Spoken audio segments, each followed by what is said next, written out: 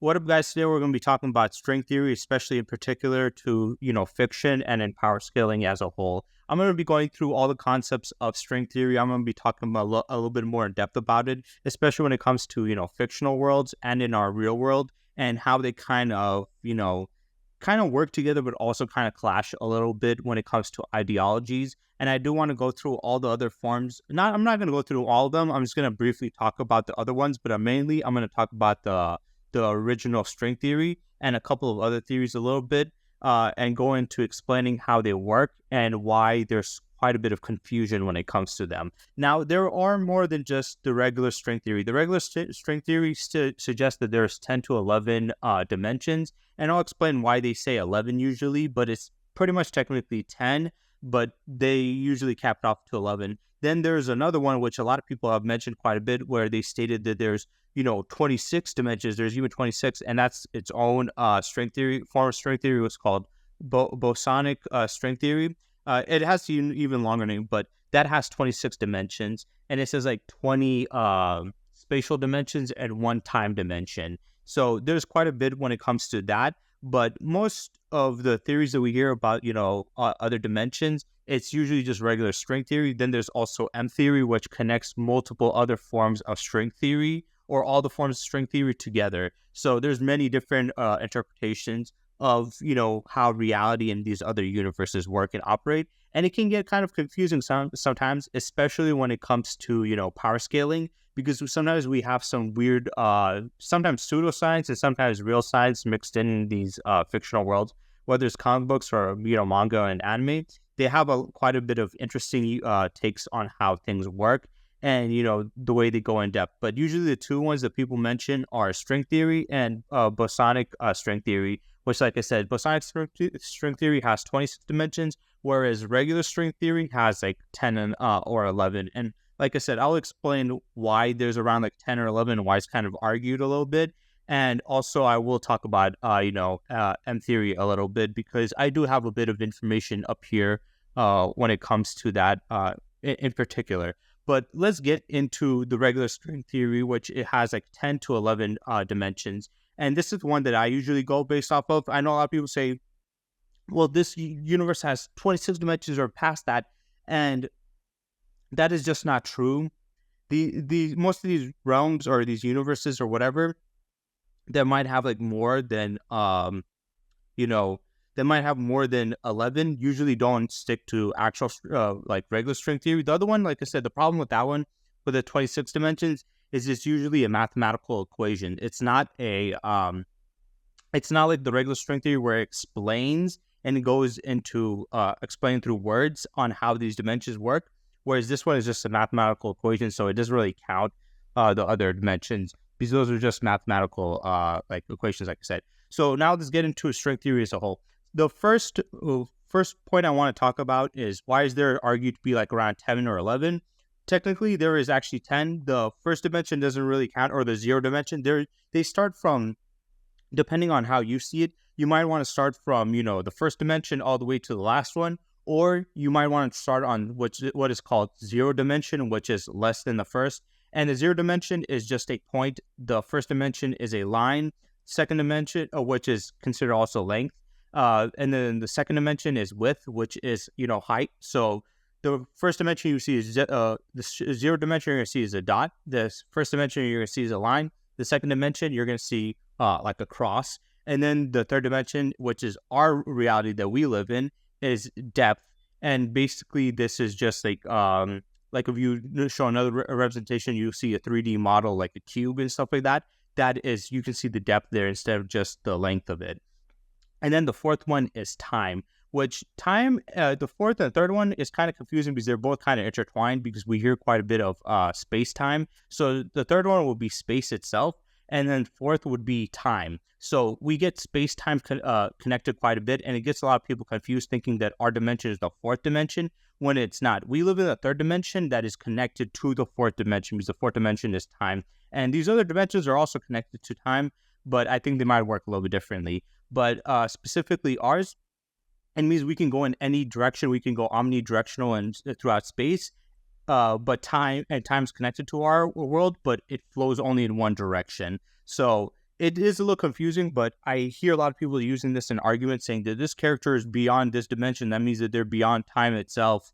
No, that means they're in the level of time, actually. Being beyond the fourth dimension will mean they're beyond time itself, or just being beyond time itself makes you that.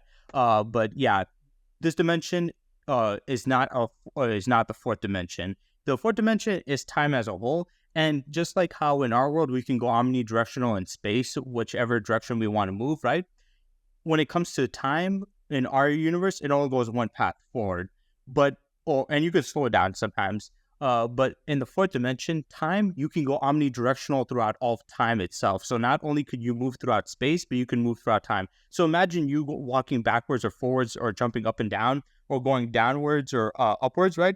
You're going in these different directions. When you're in the fourth dimension, you can do that with time itself. So you can go back in time, go forward in time, be stationary in time, go to another timeline. So if you are in the fourth dimension, you can basically just like how you can walk throughout all space, whatever direction you want, you can do the same thing with time itself. Though time is a little bit more simplistic than when it comes to space. With space, you can go like there's many different directions you can go. You can go north, south, west, east, or northwest, or north south, or whatever. You can go in any of those directions. But time, pretty much you can go back and forth. You can go through stop time or slow down time. So if a character can go through time itself, or they're fourth dimensional, that means they can manipulate time as a whole. Whereas third dimensional being means they can manipulate reality, which is connected a bit to time, but the fourth dimension is quite a bit more unique and above that. So then we go to the fifth dimension, and the fifth dimension is possible universes or considered possibilities. Now, we hear this quite a bit in Marvel and DC. The fifth dimension is usually considered, a dimension of possibilities and imagination. Even in, anime and manga, we hear that, where the fifth dimension is a dimension where, you can basically create whatever through imagination. But that isn't actually true in string theory. String theory just means it's another universe or a possibility of other universes. So pretty much like a parallel universe. That's pretty much what it means. And then when we get to the sixth dimension is all possibility of universes branching from the same start condition. So the fifth one is other parallel universes, or mostly all the every parallel universe. But the sixth dimension is the branch of time. So basically, if you're from we hear the sixth dimension, that basically means every universe that spawned from the original start point. So either the Big Bang or from, how comic books usually do it with the Prime Universe. So whatever event that happened in the Prime Universe, either of it's the Big Bang of the Prime Universe, or like in Ben 10, when Ben got the watch, that would be the start point to the branching of the other universes and realities. But the sixth dimension is just the branching of those. It has nothing really to do with power. Then we have the seventh dimension, which is kind of the same. It says all possible spectrums of the universe with different start conditions. Now, this one is a little bit different when you say all possible spectrums. Now, some of you guys are going to say, well, what's the difference between the sixth and the seventh? The seventh is all possible universes you can branch from, and then the other one says all possible spectrums of the universe. What they mean by possible universes, they mean like universes that have different timelines. Like, let's say one where the Nazis won, and then another one where, humanity didn't get created because dinosaurs stayed on Earth or whatever. So that is a different possibilities throughout, realities and time, right?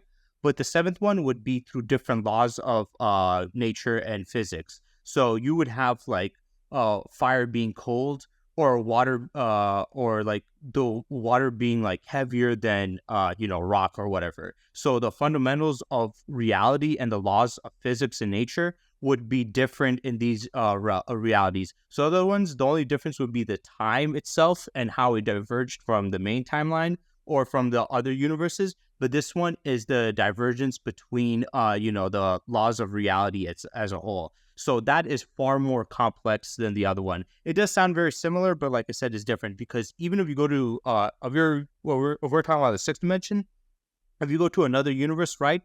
When you go to those other universes, they're still going to have the same fundamental laws of nature that we have. The only difference is they have a different way that they went through time, or they had different events. But in the seventh dimension, you're going to go to another universe where the laws of reality work differently. Gravity is going to work differently. You might not have gravity. You might have something else. So there's the possibility of every different form where physics don't make sense in our world. So that's where the difference is in the seventh dimension. Then when we get to the eighth dimension, it's considered a plane of all possible universes, different start conditions. So every possible universe, and I guess every spectrum of those universes, like we explained with the seventh one, you can also go through every start time or different start conditions. So you can go to different conditions in time. This one's kind of the same thing as six. I know after a while it kind of muddles up and it gets a little confusing, but the explanation they gave is the eighth dimension allows us to change two variables at once. Any multiverse we visit, it exists on a number of intersectional planes. Each plane represents the relevant relationship of two variable questions in infinite range of values in which you could set each variable. So basically, it's stating that because depending on what event that happens will change the other ones, right? So then that would be its start. So they wouldn't all start from the same time. So like, let's say I choose not to make this video. There will be it will create another dimension where, or a reality where I didn't make this video. So that's when it will be creating. So it doesn't all just come from the Big Bang itself. When our universe started, doesn't mean all the other possibilities will come out. Some of the other ones come out from our own actions. So if I think of making the video or not, that creates it from there. So that's the start point. So instead of going all the way billions of years ago, you would be doing it in modern day today, and that will be creating another universe. So that would be that start point. So different universes have later start points, other ones have earlier start points, and then they have different ways that they go. So I think that's pretty much what they mean by that. And I will be putting this up, you guys could see it. I'll be putting a link to it so you guys can go check it out. I'll put quite a bit of a couple links so you guys can go read it yourself. But I think I'm just going to explain it throughout this. But we go on to the next one is the ninth dimension. It says direct movement from one multiverse to another non-adjacent multiverse with different start conditions. So at the ninth dimension, we can gain an additional degree of freedom. Just as we gain the ability to jump to the third and the sixth, we gain the same vertical freedom in the ninth dimension. This time, the freedom translates to ability to disappear from one multiverse and reappear in another one with a different multiverse with its own layers of physics and start conditions. So now this one, you can go to a different multiverse, not just a universe. Now, when they say different multiverses, what they mean by this is each multiverse would be a part of and subset of the laws of nature and physics of a certain reality. So let's say the laws of nature in our reality, right? There's going to be an entire multiverse based off of that. But then there's another one where, let's say, like I said earlier, like fire is cold. That's how the laws of physics work there, where the fire is cold. Now you have another set of parallel realities that the only difference, they keep the same laws of nature there where the fire is cold. So it's different than us there. But every other events are different through time. So that's going to be its own thing. So that's how we get other multiverses. So if anybody asks, like, how is there other thoughts of multiverses? Because we know that there's the multiverse, which it branches off of R1. The other ones, the select difference between the other multiverses compared to our multiverse is the other universes in our parallel, multiverse go based off of the laws of nature of they're all interconnected through one laws of nature, whereas the other ones are connected to another form of law of nature, which is different than ours. So that's its own selection or a sect of a multiverse. So that's how we get all these other, crazy multiverses. And then we get to the 10th one, which is just considered infinite possibilities. So it's literally every universe that's pertained to every laws of nature of, every reality. So basically pretty much means, like I said, we have many different laws of nature that are set in stone that this is how things work. But then there's other ones that have their own versions or things are different, right? So they have then their own multiverse connected to that laws of nature. And then but those could be one specific part because we do have multiple different ones, like, light travels through its own medium or whatever. It doesn't need to go do like what sound does, where it has to go through a medium or whatever. And then we have fire is cold, is hot, water is more dense than air, all this stuff. We have multiple different laws of nature at once, not just one. So each of these other ones are just going to have maybe have one change or have multiple changes. So this infinite possibilities means every multiverse and every other realm that is connected to the multiverse with different laws of nature. and our universe has multiple different laws of nature at once. It's not like we only have one, so they're gonna have all those other different ones. So they can have different combinations of those two now. So they could have one where it has only one part of law of nature that's different than ours, and the rest is all the same. Then there's another one that has the different one on that one, and it has another thing the same as ours, or the rest is the same as ours, but is different than that one. Or then you have other ones that have two different things than ours, and then that one, and then they have like all these other different ones. So that's when it gets more complex, but that's when we get to the 10th dimension. Now, like I said earlier, the reason why they say that there's 11 or 11, it's not technically because there are 11 dimensions. The only reason they say that is because some of them add in the 0 dimension, which a lot of people don't, because the 0 dimension doesn't really count technically. It's just a point. So it depends on what you think about it, on how you feel about the thing. It could either be 11 or 10. If you believe that if you take the 0 dimension as actual dimension as just a point counts, then yes, there will be 11. If you do not, then there's only 10. Personally, I don't consider that, so there would be only 10. Now, like I said, the other one, the Bosic string theory, there's 26. I'm not going to get into that one because that ones are just a bunch of mathematical equations. You guys can go check that out yourself if you want to learn more about that. But that has really not much to do with, what's it called? That has not really much to do with regular string theory as a whole. And regular string theory, like I said, if you guys go check on the link itself that I'll put in the description down below, you can see that it's all just explaining the thing through words, whereas the other one is going to be explained through different through math equations in general. So that's significantly different than this. Now, when it comes to M theory, what M theory pretty much is, it houses all the other forms of theory. So every other form of theory, it takes that into incorporation, especially string theory. So all forms of string theory, all these other multiverses, the other realities, the other dimensions. So like it states, like, for example, that within our universe, there's multiple other dimensions. There's not an infinite amount of dimensions, but there are other dimensions. Now, some of you guys will say, well, what does that pretty much mean? And I'll explain it because it's a little confusing. Sometimes when we use the word dimensions, there's a couple of different terms that you can use when it means dimensions. Sometimes people think that when they hear the word dimension, that they think about, string theory where it's like a second and third dimension. That's not what I mean. It's like the hyperbolic time chamber. That's also another dimension, but it's not on the string theory scaling, So there's other dimensions like, pocket universes that, have like housing other people there, but they're going to have still the same laws of nature. So like the Fatima zone and stuff like that. Those are just other dimensions, but they're not on the string theory's dimensional scaling. So there's a little bit of difference between that. So in M theory, they state that there's a select few of these dimensions. They're not branched off like in multiverse theory where it's based off of our actions. These are just dimensions that were within the universe. And then there is the other dimensions which are on a string theory, which I call string theory dimensions, which these are other planes of a reality that go like width, length, time, the multiverse and that stuff. So there's that.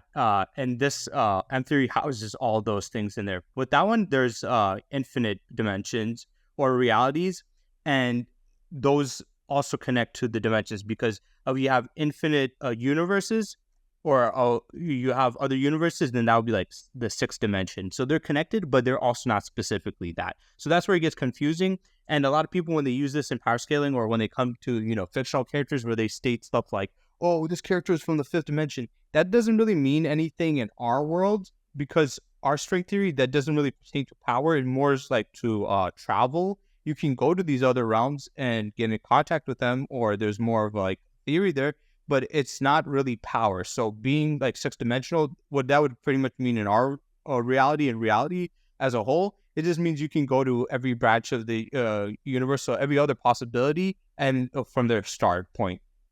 That's all that means. It doesn't mean you have this high level of power that transcends time itself. It just means you can go to different realms and different start points where different events happen or got created from those events. So it isn't really pertaining to power. But when it comes to, fictional worlds, they try to put it as power as a whole. So, and when it comes to, DC, you have Mixiospitalik, he's from the 5th dimension, which is, imagination. But in R1, it's just possibility of other universes. So, there's no such thing as being fifth dimensional. That just means you could go to other universes. So it doesn't really mean anything. It just, after 4, it doesn't really mean stuff power scaling wise. Like third, if you can destroy the entire third dimension, that means you can destroy an entire universe. It does make sense of it in terms of destruction power. If you can destroy the third dimension, that means you're 3-dimensional or infinite 3-dimensional. You can destroy all this and a little bit of time. And then if you destroy all of time, that means you destroy all the chronology of time as a whole. And then, or if you can manipulate it. And then the fifth one, I guess it would just mean like destroying other possible universes, so more than one. But like I said, it's not exactly what people think when they think about, when they do these debates about this characters from the fifth dimension. It doesn't really mean anything in string theory because it's significantly different than our own. But the Bode's one, like I said, you guys can go check that one out. But M theory as a whole, it pretty much just houses every other forms of string theory, saying that our universe has other dimensions. Then there's the higher planes of dimensions, which that's a different type of dimension. It's not the same. Those are basically higher tiers that I explained here. And then there's other realities that are not other dimensions, but those are other universes.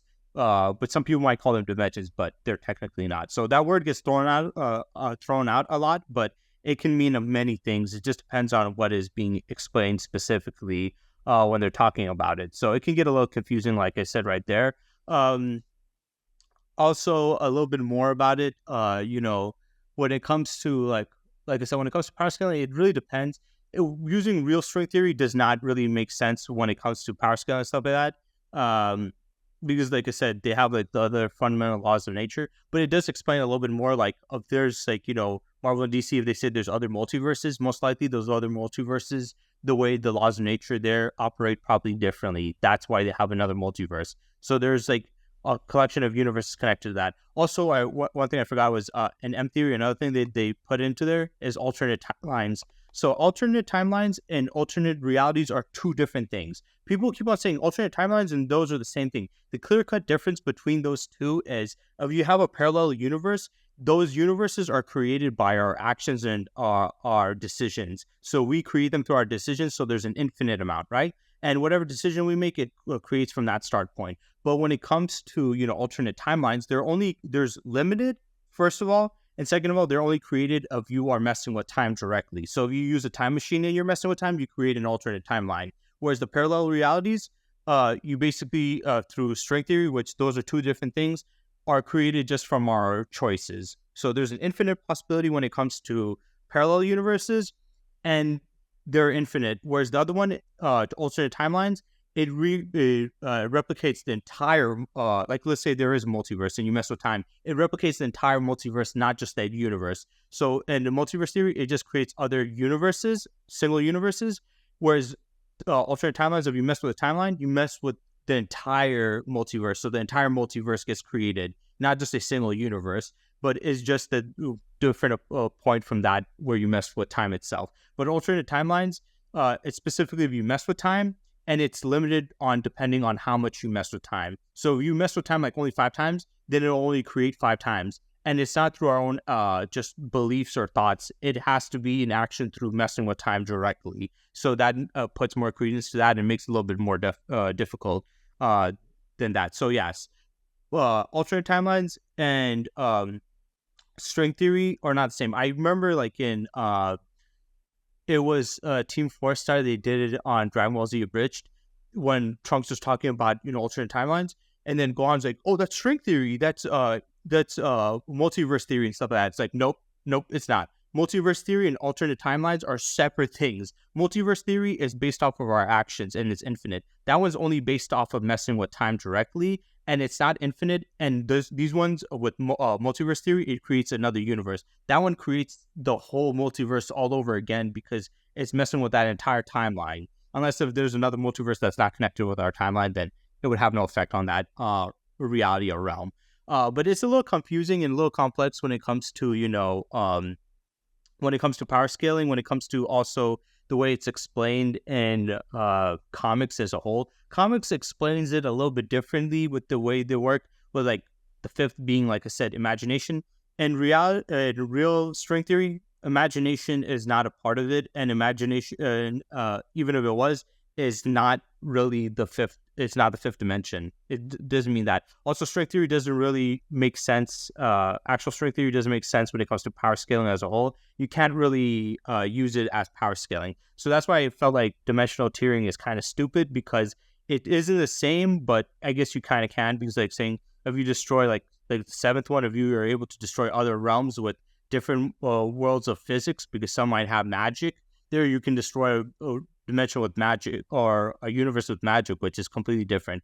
But it really depends. Also, for me personally, I prefer a story without multiverses. I prefer a story where they might have other universes, but the other universes are completely different, which also does kind of connect to string theory, but it's like selecting different parts. So you can have stories where, you know, characters, there's other universes that don't have the same timeline event, don't have the same people, and don't have the same physics, and it's completely different as a whole.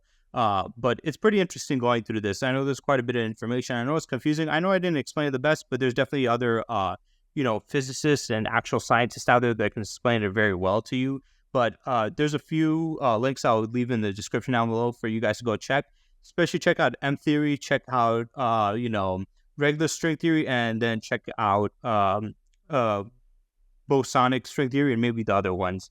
So you get a better understanding. So technically there are 10 dimensions, but if you want to add the 0 dimension, then there's 11. The 26 dimensions, that's only a mathematical equation. There isn't actually 26 dimensions. 10 or 11 is the highest. And the 10th dimension, like I said, it's infinite possibilities. So it doesn't make sense to put in extra dimensions when the 10th one is already every possibility that could ever exist of a universe, or laws of the universe, or multiverse, or dimensions, or everything as a whole.